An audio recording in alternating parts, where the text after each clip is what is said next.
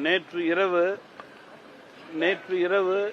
என்டிஏவுடைய மரியாதைக்குரிய பொறுப்பாளர் திரு பியூஷ் கோயல் அவர்களை சந்தித்து தமிழ் மாநில காங்கிரஸ் கட்சிக்கு ஒதுக்கப்படக்கூடிய சட்டமன்ற தொகுதிகளுடைய எண்ணிக்கை குறித்து ஆலோசனை செய்து சுமூகமான முறையிலே முடிவு செய்யப்பட்டது.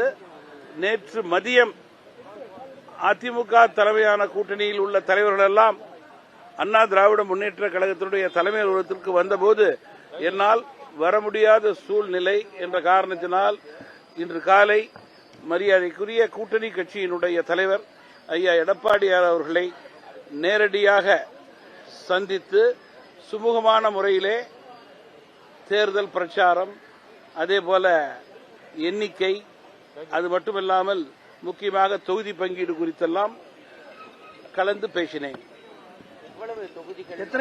நீங்க என்ன தொகுதிகள், எத்தனை எண்ணிக்கை என்பது அதிகாரப்பூர்வமாக அந்தந்த கட்சியினுடைய தலைமையே அறிவிக்கும்.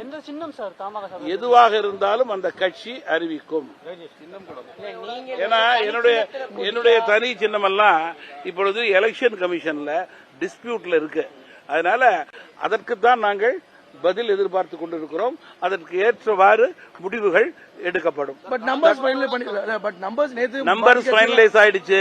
அதிகாரப்பூர்வமான நம்பர்ஸ் கட்சியினுடைய தலைமைதான், கூட்டணி தலைமைதான் அறிவிக்கும். சுமூகமான முறையிலே நம்பர்ஸ் முடிவானது.